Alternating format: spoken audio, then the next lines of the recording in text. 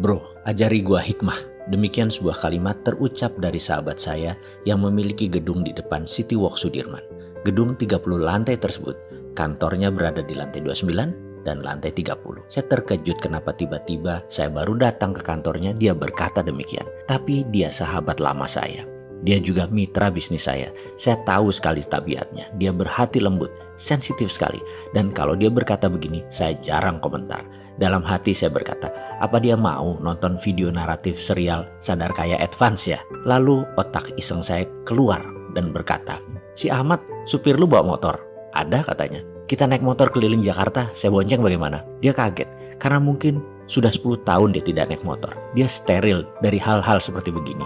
Ayahnya adalah salah satu dari 4 macan konglomerat zaman Soeharto. Dia sekarang pemegang tahta generasi kedua kerajaan bisnis keluarga tersebut. Naik motor? Ya enggak lah. Kemudian dia berkata, oke, why not?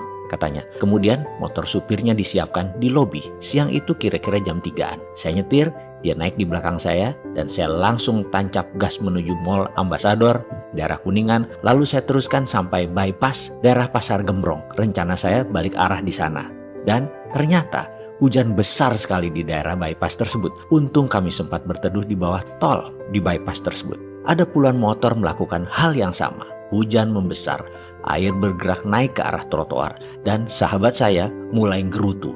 Sialan lu, basah nih gue. Di samping kami, seorang ayah dengan anaknya kira-kira berusia 10-12 tahunan berdiri merapat kedinginan. Air mengenang naik cepat sehingga sejajar trotoar tempat kami berdiri. Tiba-tiba ada mobil dengan kecepatan tinggi di dekat kami membuat siraman air kotor muncrat membasahi hingga tubuh kami. Semua orang menghujat seketika termasuk sang anak kecil tadi. Nampak sang ayah menenangkan dirinya.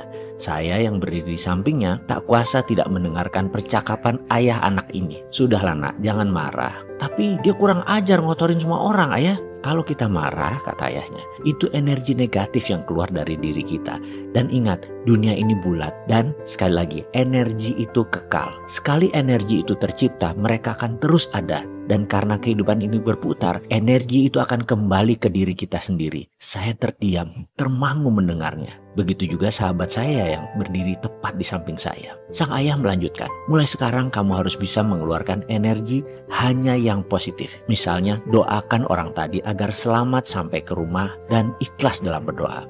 Doakan semua orang yang berteduh ini selamat sampai di rumah dan tidak terkena penyakit. Doakan pengemis di pinggir jalan. Doakan apa saja yang kamu lihat. Anak sekolah yang baru pulang, tukang sapu jalanan, semua yang kamu lihat, doakan. Percayalah, hidupmu akan lurus, mudah, dan selamat dunia akhirat. Papa selalu mencari uang halal untuk keluarga. Siang malam, semua papa doakan. Mamahmu menanak nasi, dia berdoa. Ucapkan doa baik buat petani yang menanam, pedagang yang berjualan, pengendara yang membawa beras ini, petani yang menggiling padi menjadi beras, ikan yang dimasak pun mamah selalu mendoakan. Sehingga apa yang kita makan sudah disyukuri, sudah diikhlaskan, sudah diseimbangkan. Tak lama kemudian sebuah Alphard warna hitam tepat berhenti di depan mereka dan pintu terbuka. Mama, kata sang anak sambil naik ke mobil tersebut, dan supir mobil tersebut bertukar dengan sang ayah.